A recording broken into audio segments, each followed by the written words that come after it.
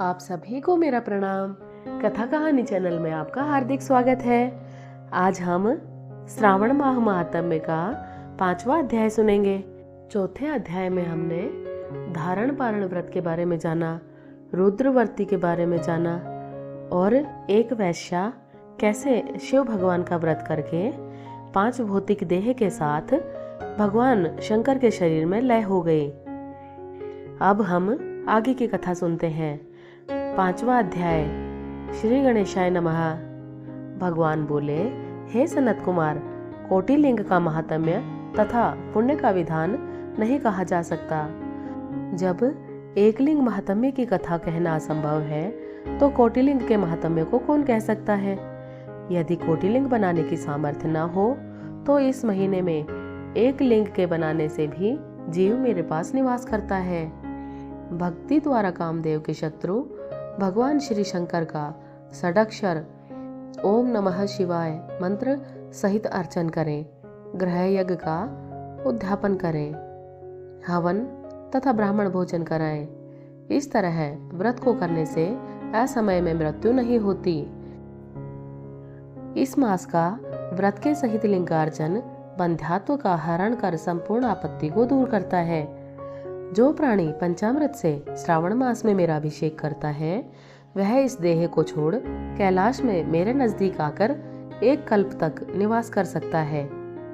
वह प्राणी पंचामृत पीने वाला, गो तथा धन आदि से युक्त, अत्यंत मधुर भाषी, त्रिपुरासुर हंता भगवान शंकर का प्रिय होता है। जो इस महीने में पत्तल पर भोजन करता है वह सोने के पात्र में भोजन करने वाला होता है। जो भूमि में शयन करता है वह कैलाश में निवास करता है। जो इस श्रावण मास में अति सुबह एक दिन भी नहाता है उसे 1 महीने के नहाने का फल मिलता है। इस महीने में जितेंद्रिय होने से इंद्रिय जन्य बल प्राप्त होता है। इस महीने में स्फटिक मणि, पाषाण, मिट्टी तथा मरकत मणि निमित्त शिवलिंग में या स्वयं उत्पन्न या बनाए हुए या पिसान निर्मित या पीतल आदि, चंदन, मक्खन निर्मित शिवलिंग में एक बार अर्चन करने मात्र से 100 ब्रह्म हत्या भस्म हो जाती हैं। सूर्य ग्रहण, चंद्र ग्रहण, अन्य किसी सिद्ध क्षेत्र में लक्ष्य जप करने से जो सिद्धि कही गई है वह इस महीने में सिद्धि एक बार जप करने से मिल सकती है। दूसरे समय में किए गए नमस्कार तथा प्रदक्षिणा से जो 1000 बार में फल मिलता है वह फल इस महीने में एक बार करने मात्र से ही मिल सकता है। मुझे प्रिय इस श्रावण माह में वेद पारायण करने पर सब वेद मंत्रों की अच्छी तरह सिद्धि हो सकती है। इस महीने में बिना पुरुष सूक्त पाठ के एक दिन भी न बितावें। जो इसको अर्थवाद मात्र कहता है वह प्राणी नरक को जाता है। समिधा, चरु, तिल और घी से ब्रह्म यज्ञ करें। धूप, गंध, पुष्प, नैवेद्य आदि से वेद द्वारा अर्चन करें। शंकर के रूपों का यथोचित ध्यान कर शक्ति द्वारा कोटि होम, लक्ष होम और अयुत हवन करें। तिलों के व्याहृति मंत्रों से हवन करें। इसी का नाम ग्रह यज्ञ है। हे सनत कुमार, अब मैं वार व्रत कहूंगा, आप सुने। पहले रविवार व्रत को कहूंगा। रमणीक प्रतिष्ठानपुर में सुकर्मा नाम का एक दरिद्र ब्राह्मण रहता था। वह भिक्षा पर ही गुजारा चलाता था। एक दिन सुकर्मा ब्राह्मण ने घूमते हुए किसी गृहस्थ के घर में स्त्रियों को देखा। वे स्त्रियां आपस में मिलकर रविवार के उत्तम व्रत को कर रही थी। उसी समय उस ब्राह्मण को देख उन स्त्रियों ने अर्चन को जल्दी ही ढक दिया। उस ब्राह्मण ने उन स्त्रियों से अर्चन विधि को जानने की जिज्ञासा की। हे साध्वी स्त्रियों, आप सबने क्यों इस व्रत को ढक दिया? आप दयालु हैं, मुझ पर कृपा करें। इस व्रत की विधि कहें। दरिद्रतावस्था से मैं दुखी हूँ। यह उत्तम व्रत श्रवण कर मैं भी व्रत को करूंगा। इस व्रत के विधान तथा फल को कहिए। स्त्रियों ने कहा, हे द्विज, यदि व्रत में उन्माद या प्रमाद, विस्मरण, भक्तिहीनता या अनास्था करेंगे तो इस व्रत को तुम्हें कैसे दें?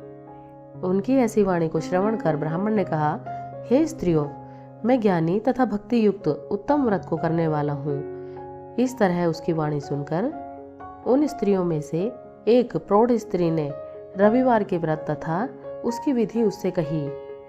श्रावण मास के शुक्ल पक्ष के पहले रविवार को मौन होकर उठे, शीतल जल से स्नान कर नित्य कर्म कर पान के पत्ते पर 12 परिधि वाला मंडल लिखे, उसको लाल चंदन द्वारा सूर्य नारायण के तुल्य गोलाकार लिखे। उस मंडल में संज्ञा नाम वाली स्त्री के सहित सूर्य का लाल चंदन से पूजन करें। घुटना जोड़कर भूमि पर स्थित हो सूर्य के 12 मंडलों पर अलग अलग चंदन से युक्त लावा तथा जपा पुष्प से युक्त अर्घ को श्रद्धा भक्ति से सूर्य नारायण को दें। अर्घ को रक्ताक्षत, जपा पुष्प और उपचारों द्वारा युक्त करें। नारिकेल बीज और खांड शर्करा से युक्त सूर्य के मंत्रों को कहकर नैवेद्य दें। सूर्य के 12 मंत्रों द्वारा स्तवन करें। 12 बार नमस्कार करें, 12 बार प्रदक्षिणा करें और 6 सूतों को एक में मिलाकर उसमें 6 ग्रंथि लगावें। उस सूत्र को सूर्य नारायण को अर्पण कर उसे अपने कंठ में बांध लें। 12 फल से संपन्न वायना ब्राह्मण को दें। इस व्रत की विधि को किसी से न कहनी चाहिए। हे विप्र, यो व्रत के करने से निर्धन प्राणी धनवान एवं पुत्रहीन प्राणी पुत्रवान हो जाता है। इस प्रकार श्रावण मास में 4 रविवार या 5 रविवार होने से व्रत की संपूर्ण फल की इच्छा के लिए उद्यापन करें। इस प्रकार व्रत करने मात्र से सिद्धि होती है। वह ब्राह्मण उन साध्वी स्त्रियों को नमस्कार कर अपने घर चला गया। घर आ जैसा सुनकर वह आया था वैसी सब विधि द्वारा उस व्रत को अपनी दोनों कन्याओं को भी व्रत विधि बताई। उस व्रत के सुनने से और अर्चन तथा दर्शन मात्र से ही दोनों कन्याएं देवांगना के तुल्य व्रत विधि के प्रभाव मात्र से सुंदर हो गई। उसी दिन से उस विप्र के घर में लक्ष्मी निवास करने लगी। किसी राजा ने उसी ब्राह्मण के घर के समीप रास्ते से होकर निकलते हुए अति उत्तम उन दोनों कन्याओं को बरामदे की खिड़की पर बैठे देखा। उन बालिकाओं को देखने से राजा मोहित हो क्षण भर वहीं स्थित हो गया। राजा ने ब्राह्मण को बुलाकर दोनों बालिकाओं के लिए याचना की। ब्राह्मण ने भी प्रसन्न हो दोनों बालिकाओं का विवाह राजा से कर दिया। इस प्रकार दोनों कन्याएं व्रत को कर पुत्र पौत्र आदि से युक्त हुई। यह हमने श्रावण महामातम्य का 5वां अध्याय सुना। हमारी कथा कहानियाँ सुनने के लिए आपका बहुत बहुत आभार। अगर आपको हमारी कथा कहानियाँ अच्छी लगती हैं तो चैनल को लाइक कीजिए, सब्सक्राइब कीजिए और शेयर कीजिए। हर हर महादेव।